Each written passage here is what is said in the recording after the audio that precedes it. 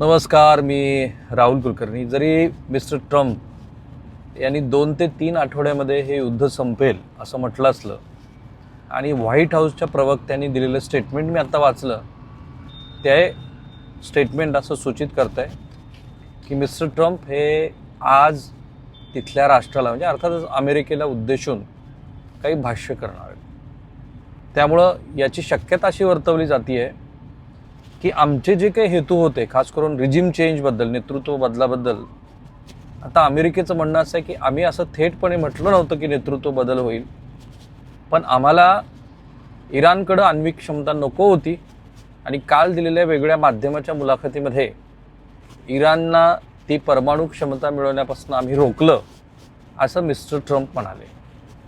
हे इतकं परस्पर विरोधी आहे की जेव्हा चीन आणि पाकिस्ताननं मिळून 5 वेगळे प्रस्ताव, खरं तर त्या अटी आहेत ज्या अटीमध्ये इराणच्या बाजूनं काही गोष्टी घडताना दिसत आहेत, त्यावेळेला आपला गोल पोस्ट बदलून, कारण आता UAE, तुर्की, इजिप्त आणि पाकिस्तान अशा चौघांनी मिळून प्रयत्न करून पाहिला की इराण आणि पाकिस्तानच्या मध्यस्थीनं अमेरिकेचं युद्ध थांबेल, असं ते होताना दिसत नाही. आता चीन आणि पाकिस्तान पुढं आलेत. हे एकीकडे सुरू असताना दुसरीकडे मिस्टर ट्रम्प हे युद्ध 2 ते 3 आठवड्यात संपेल असं म्हणत असताना प्रत्यक्षामध्ये इराणचं असं मत आहे की त्यांचा ट्रम्प यांच्यावरती काडीचा सुद्धा विश्वास नाही. 2 महत्त्वाच्या बाबी आहेत. एक, 6 एप्रिलला संध्याकाळी 8 वाजेपर्यंत आम्ही इराणवरती हल्ला करणार नाही असं सांगणाऱ्या US अमेरिकेनं काल पुन्हा एकदा इराणच्या महत्त्वाच्या ठिकाणांना लक्ष करत हल्ले वाढवले. मध्यपूर्वमध्ये जेव्हा 18 लाख कोटी रुपयाचं नुकसान या 4 आठवड्यामध्ये झाले, त्या मध्यपूर्वमध्येच अधिकचं आपलं सैन्य दल उतरवलं, ज्याच्यामध्ये पॅराट्रुपर्स आहेत आणि त्यांचं जे खुर्ग बेट आहे, जे बेट महत्त्वाचं ठिकाण आहे त्यांच्यासाठी, इराणसाठी, ते ठिकाण हे आपल्या लष्कराला, पायदळाला प्रत्यक्षात जमिनीवरती उतरवून ताब्यात घेण्याचे मिस्टर ट्रम्प यांचे प्रयत्न. कुठून तरी असे संकेत मिळायला लागलेत, कारण आता न्यूयॉर्क पोस्ट घ्या, वॉशिंग्टन पोस्ट घ्या, या सगळ्यांचं वार्तांकन मी आत्ता वाचल्यानंतर माझ्या असं लक्षात आलं की किमान पक्षी अमेरिकेमध्ये असे संकेत आहेत की हे युद्ध हे मिस्टर ट्रम्प 2 ते 3 आठवड्यामध्ये संपवतील, नव्हे त्यांना ते संपवावं लागेल. दुसरं एक विश्लेषण मी पाहतोय की आता जेव्हा असे संकेत मिस्टर ट्रम्प यांनी दिले, त्याच्यानंतर आशियाई शेअर बाजारामध्ये उसळी पाहायला मिळते. एकट्या भारतामध्ये 46 लाख कोटी रुपयाचं नुकसान गेल्या 4 आठवड्यामध्ये झालेलं आहे. सर्वात जास्त आशियाई बाजारपेठेतला मोठा फटका हा केवळ भारतीय शेअर बाजारात बसला नाही, तर भारतीय रुपयाचं अवमूल्यन हे 95.24 रुपये ह्या पातळीवरती जाऊन नंतर तो थोडासा स्थिरावला. आशियन बाजारपेठेमध्ये भारताला त्याचा सर्वात मोठा फटका बसतोय.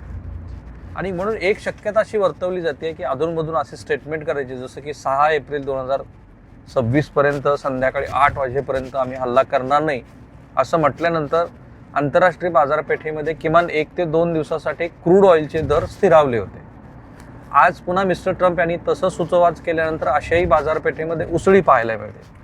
त्यामुळं एकतर ट्रम्प हे तात्कालिक फायद्यासाठी परस्पर विरोधी विधानं करतायत असं इराणला वाटतंय, किंवा दुसरीकडं एक प्रकारे त्यांच्या विरोधामध्ये जे जनमत गेलंय, सोपं नाही आहे. 50 राज्यातली 80 लाख जनता ज्या वेळेला रस्त्यावरती उतरते आणि तुम्ही काही राजे नाही आहेत, तुम्ही डेमोक्रेटिक सेटअपमध्ये निवडून आलेले लोकप्रतिनिधी आहात, याचं भान ठेवा, असं सातत्यानं मिस्टर ट्रम्प यांना म्हणते. याचा अर्थ असा की नोव्हेंबरमध्ये जे मिड टर्म इलेक्शन होऊ घातलं अमेरिकेतलं, त्याच्यामध्ये ट्रम्प यांच्या रिपब्लिकन पक्षाला फारसं यश मिळेल अशी शक्यता कमी वाटायला लागते. किंवा हेही शक्यता आहे की जर मिड टर्म इलेक्शनमध्ये मिस्टर ट्रम्प यांना अपेक्षित असं यश नाही मिळालं तर कदाचित राष्ट्राध्यक्षावरती इम्पिचमेंट, महाभियोग चालवला जाऊ शकतो.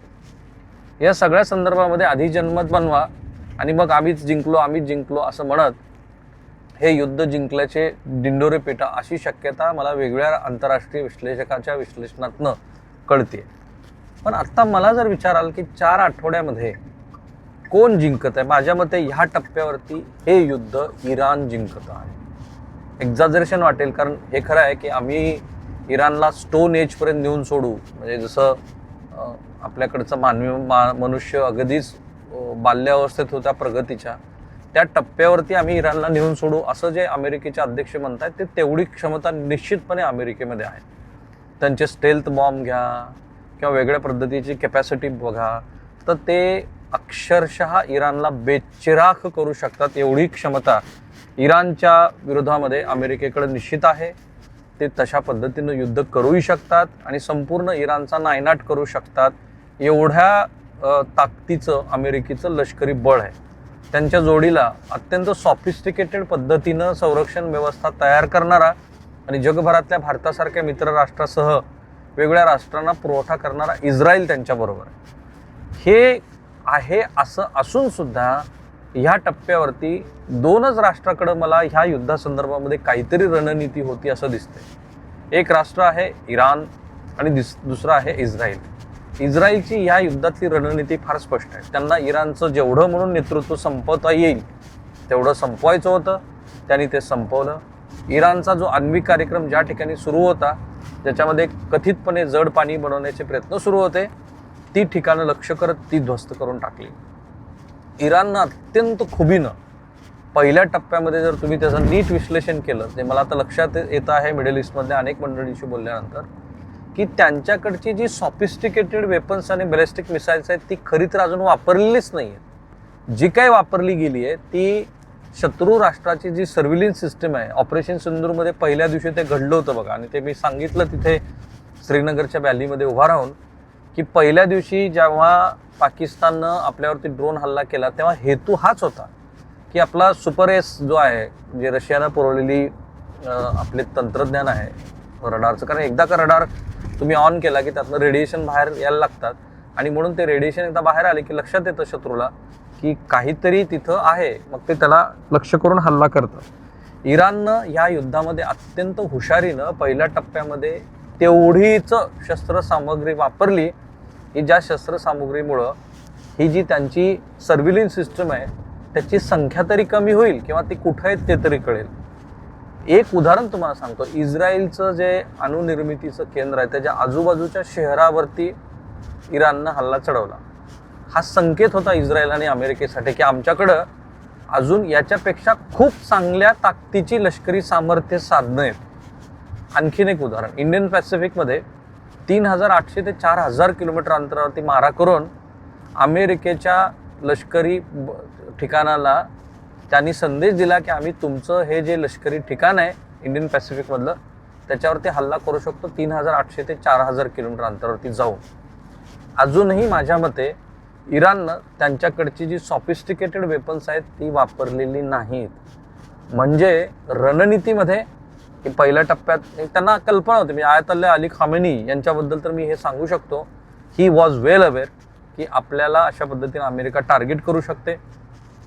असं असून सुद्धा ते एक खुल्या ऑफिसमध्ये बसले, कारण अलीकडेच त्यांच्या विरोधामध्ये एक मोठा प्रोटेस्ट झाला होता, आणि त्याच्यानंतर सुद्धा खुल्या ऑफिसमध्ये बसून त्यांनी अक्षरशः काही जणांच्या मते स्वतःची आहुती दिली.